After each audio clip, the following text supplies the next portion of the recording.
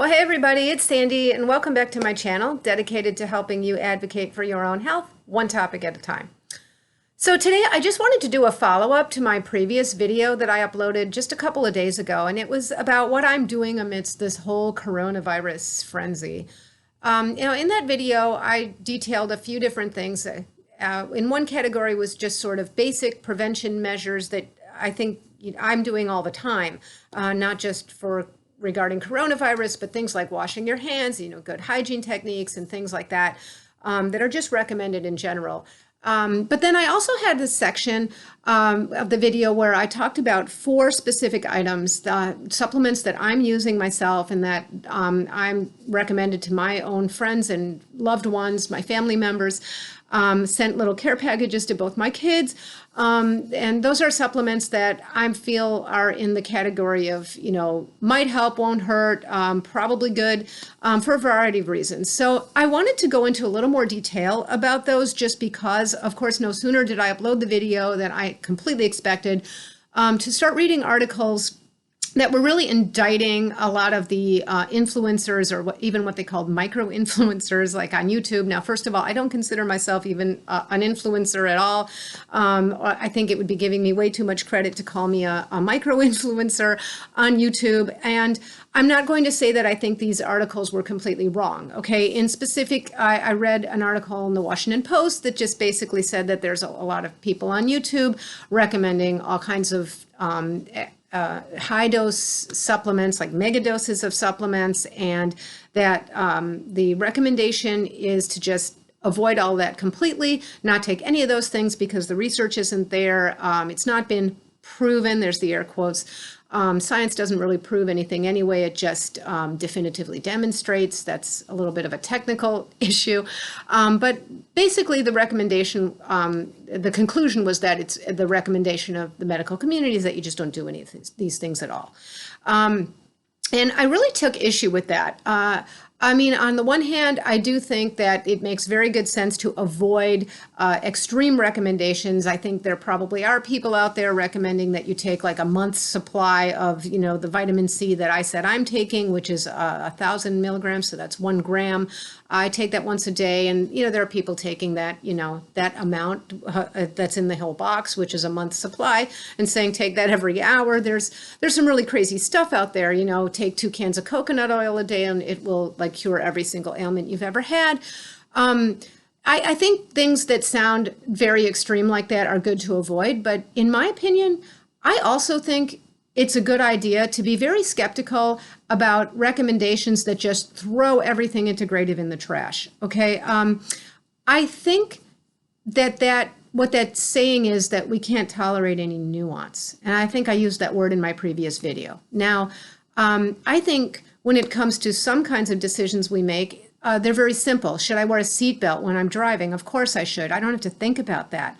But a lot of decisions that we make in life are really more nuanced than that. And I felt like when I read that article in the Washington Post that just says you just throw all of this in the trash, I felt like it was not only saying we can't tolerate any nuance, but that as a nurse anesthetist or nurse practitioners, or even just educated people, it's saying, we can't really trust you to make a good decision. And I just really resent that. So I thought that I would go back over the 4 items that I was recommending, but give a little more thorough explanation of why for each one. And I'm going to link in the description box below the link to the previous video that I did, as well as the links to the various articles supporting my choices. So again, I'm just going to make my usual disclaimer. I'm not giving any personal medical advice on this channel, but rather I want to help you to come up with things that you might want to discuss with your own doctor, and you can make decisions about what you are going to do. So first of all, the big one was vitamin C. So in the package that I said I had compiled, it was vitamin C, vitamin D, zinc with copper in it, and finally an elderberry extract. Those were the 4 things I said that I'm kind of doing at this time.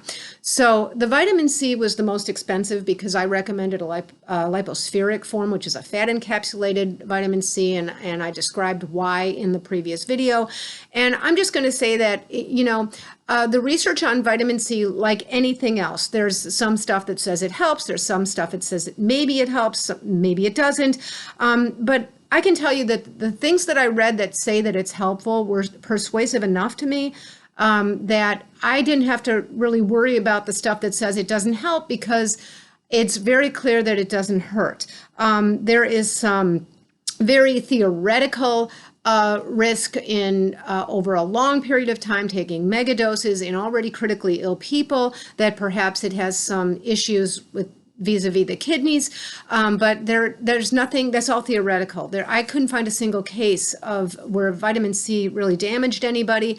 Might it make you sick in the way of gastrointestinal distress and diarrhea and things like that? Yes, but I would think that most of us would just cut back or stop taking it, and then that would resolve in a day or two. So I don't really consider that a big problem.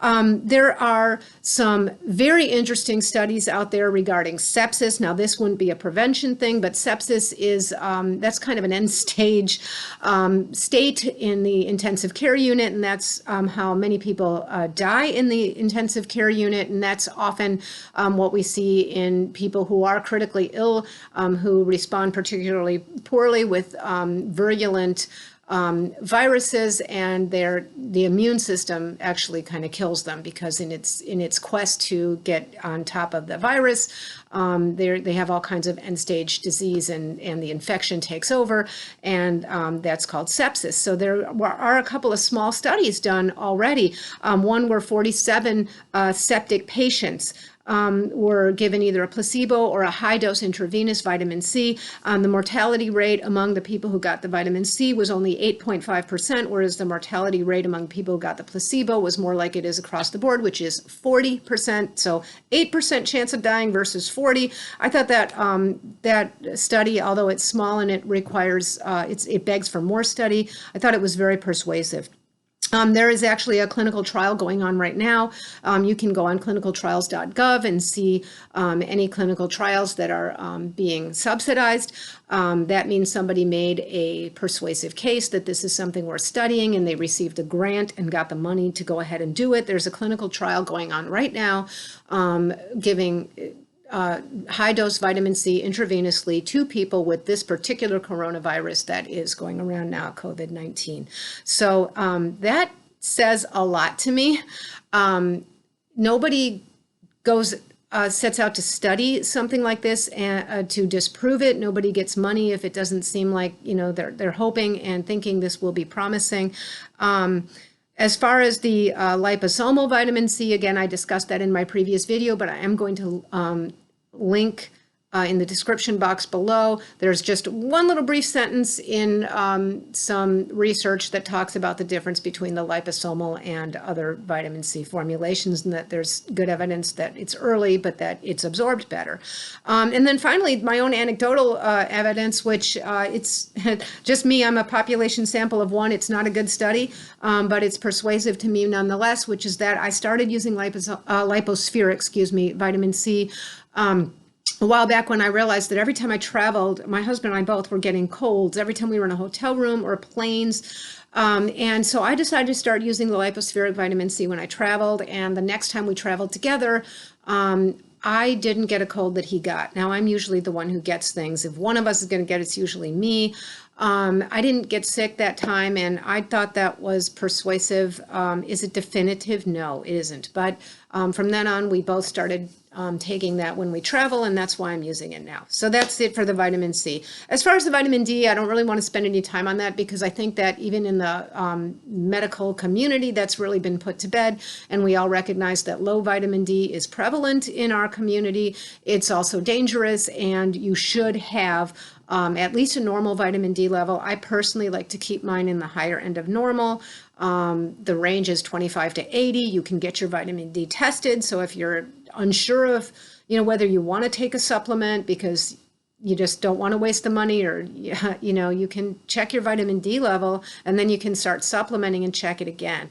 And there's some people's opinions, people of note, who say that our high end of vitamin D, the 80, is actually a little low for the high end of normal. Some people think it can go as high as 100. I keep mine around 70. So that's it for vitamin D. I'm going to link some things in the description box. As far as zinc, I decided to go ahead and take the zinc copper supplement. Zinc comes in and out of favor. It seems like it's come in, come out, it's okay, it's not okay, it doesn't help. I haven't found where it hurts, except for that supplementing high doses of zinc over a long period of time, if you're not adding copper, can result in a copper deficiency, which is dangerous.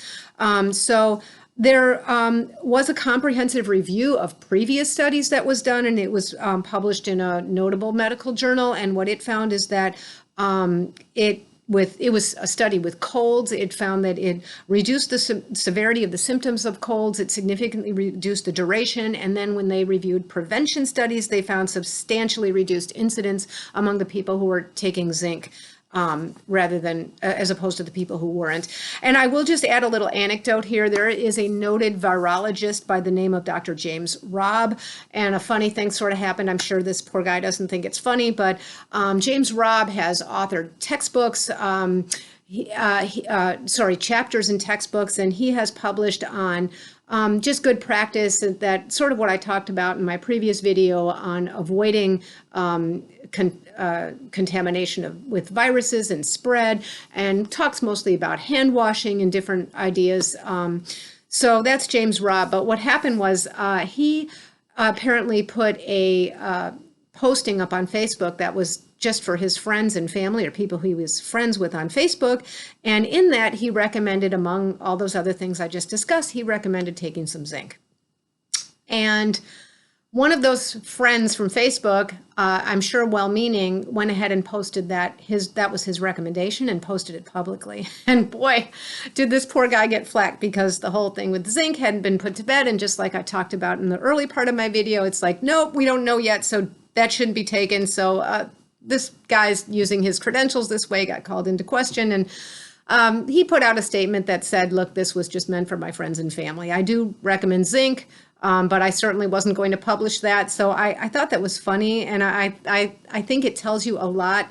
And I think that he's making a decision for himself, and, hoping to for his loved ones, where it's more nuanced than that. And he recognized that there's a risk-benefit ratio that he's weighing, and this is something that, looks like preliminary evidence says it's very helpful. And if you really want to wait until the science is there, you might lose years and years, and some people might have benefited from it. So I just thought that was a cute anecdote, and I wanted to share it. The final thing that I recommended was elderberry syrup. And that evidence is persuasive, but it's young and it's small. Okay, so there's not a lot of data out there yet, but it basically comes from, there was a couple studies that was done, one that was done with 60 patients who were given elderberry syrup. Now, they were given within 48-hour onset of symptoms, and they were all influenza A or influenza B infected patients. And what they found, is that in the patients who did receive the elderberry syrup, as opposed to the placebo, that the symptoms resolved 4 days sooner, and that there was significantly less use of rescue medications. Now, what that means is things like inhalers that people often have to use because of the immune response and the airway reactivity. So people reach for things like rescue inhalers, and they found that the use of those things was significantly reduced with elderberry syrup. There was also another small study that showed that elderberry syrup compared favorably with Tamiflu. Tamiflu is really expensive. So I'm not saying to not take Tamiflu and take elderberry syrup, but I think that's interesting, and I think they're probably that warrants some more study, and I'll be interested to see if we find anything more out about that. It seems that it just tamps down the immune response a little bit. Okay, so aside from that, there were just 2 small studies done in Israel. One was done on children who had influenza, and the children who got the placebo didn't do as well, basically, as the children who got elderberry syrup. Basically, the influenza symptoms resolved sooner in people who got elderberry. And then the other one was done in a lab. So it was just an in vitro study where They looked at how elderberry might affect the immune cells in the blood, and they did find that it was possibly useful in boosting immunity for cancer and HIV. And of course, they're going to do more study on that. So, this was my thinking. So I'm going to stand by what I said before, which is that this is what I'm doing. This is what I'm recommending for my family and my friends and loved ones. I'm not making personal recommendations to anybody, but I am going to say that I think it's healthy to do what you can without going crazy. I think it's healthy to have a more nuanced perspective on some of these decisions. And look, the genesis of this YouTube channel was that's kind of what I was doing for years out of just an interest in sort of all things integrative. And I'd been sort of tweezing apart and trying to figure out, what's real, what's hype. Maybe things have to be tweezed apart a little further and nuanced. So let's see how many times I've used that word now. And I've had good results over the years with myself and my family. And I thought that maybe I could bring that to a wider audience on YouTube. And here's my food for thought. So I hope this was helpful.